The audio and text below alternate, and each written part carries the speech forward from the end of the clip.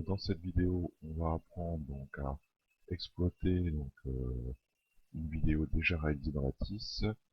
Cette vidéo s'intitule chute parabolique. J'ouvre cette vidéo. Donc dans un premier temps, on va faire le pointage en fait de la balle.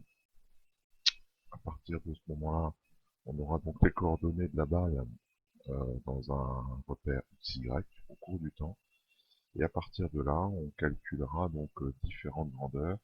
Et c'est tout l'intérêt justement de cette vidéo, à savoir comment on procède pour calculer des nouvelles grandeurs à partir des mesures qu'on aura rentrées ou qu'on aura pointées. Donc là ici, hop, je rembobine donc la vidéo. Donc on constate ici que j'ai une échelle de longueur. Donc je vais déjà sélectionner l'origine. Hop, donc, je vais sélectionner l'origine au niveau du centre de la balle. Je vais sélectionner également les talons. Donc les talons, c'est pas difficile. Je figure sur la vidéo, c'est 1 mètre. Voilà.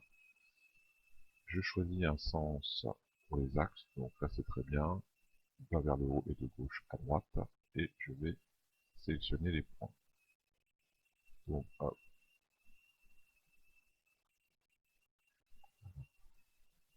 Donc je pointe le centre de la balle. Hop.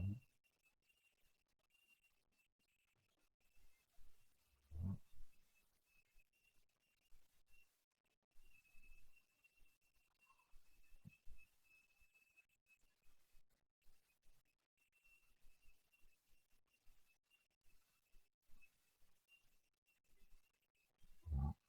Je suis pas obligé d'aller au bout. Donc là on a fini le pointage vidéo. Donc je vais fermer cette fenêtre. Et dans ma liste de courbes, je vois mouvement X, mouvement Y.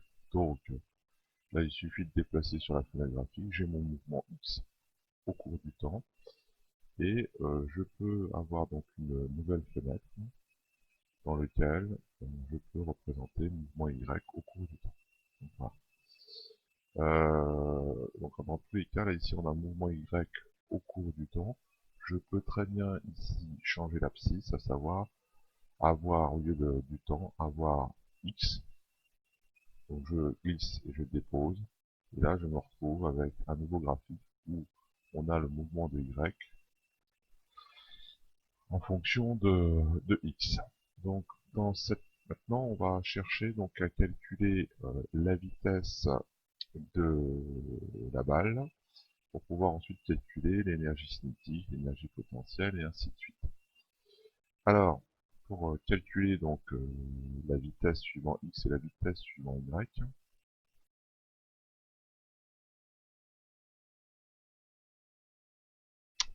je vais ouvrir en fait la feuille de calcul qui est un endroit où je vais introduire en fait toutes mes formules. Donc là ici pour calculer la vitesse suivant X, je vais noter ça Vx. Je sais que la vitesse suivant par rapport à X, ça va être la dérivée du mouvement de X par rapport au temps. Alors si on ne sait pas comment on rentre ça sous Lattice, on a un petit outil avec une loupe, qui nous indique liste de fonctions. Donc hop, donc je mets tout et je cherche. Alors c'est effectivement, là je vois der, dérive. Donc là ici j'ai l'explication. Donc yxn, donc ça veut dire que c'est la dérivée de y par rapport à x avec un lissage n. On n'est pas obligé de mettre n. Donc moi ce qui va m'intéresser, c'est de faire la dérivée du mouvement par rapport au temps. Donc je vais rentrer dans une dérive ici, une dérive, j'ouvre la parenthèse. Ici c'est mouvement x, donc je vais taper mouvement x en respectant bien effectivement la casse, point virgule, temps. Hop, mouvement x, point virgule. Voilà. Idem pour VY. Dérive. Mouvement Y. On a deux temps.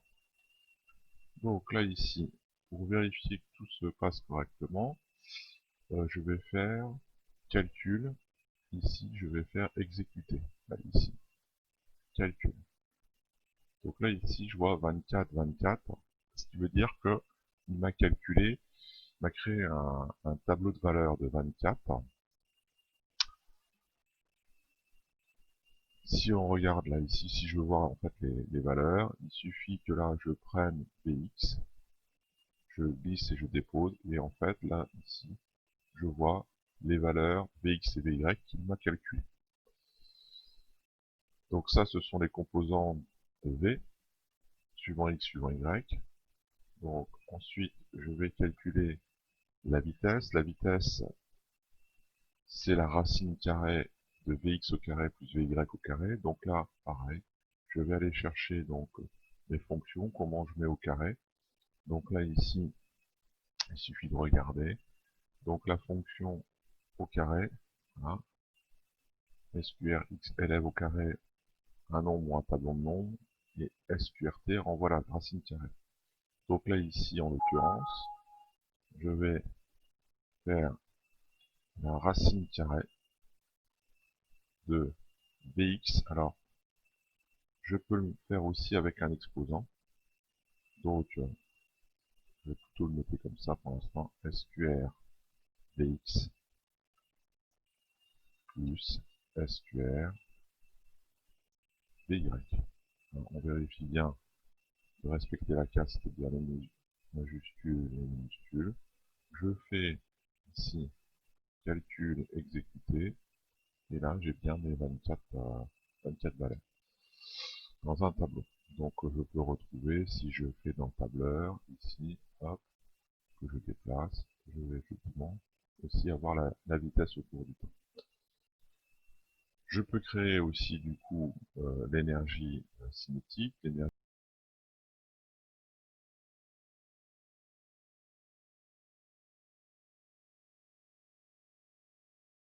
cinétique, donc la masse de la balle, je ne sais plus combien c'était.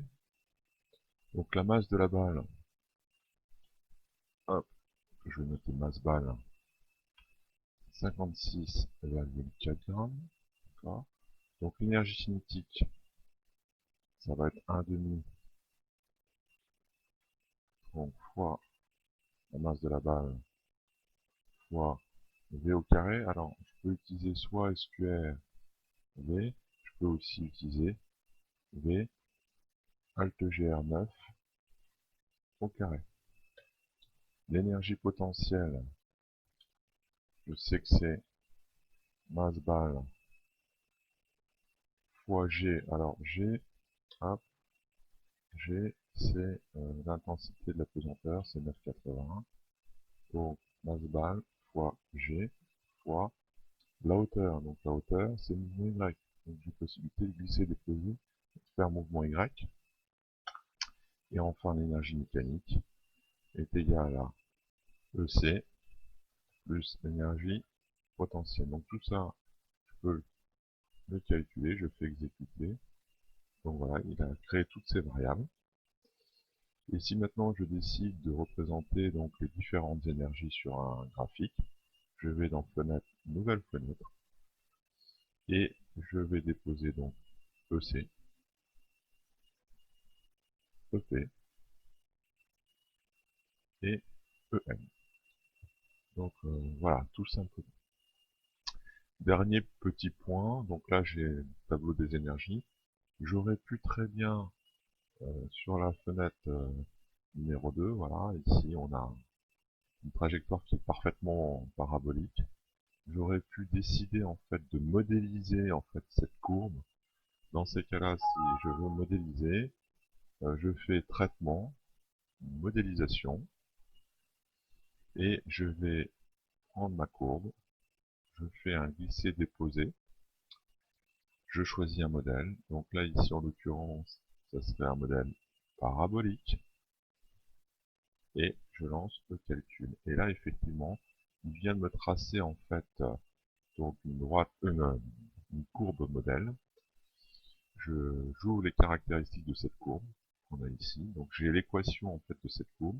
Je copie les résultats dans le presse-papier. Je peux fermer ma fenêtre de modélisation. Je crée un commentaire par un clic droit dans la fenêtre graphique et je vais coller mes informations. Donc voilà. Donc on a vu comment faire le pointage d'une vidéo, comment calculer d'autres grandeurs à partir des grandeurs qu'on avait fait, donc le pointage, à savoir ici calculer la vitesse et les différentes énergies, et on a terminé par la modélisation donc de la courbe. Voilà.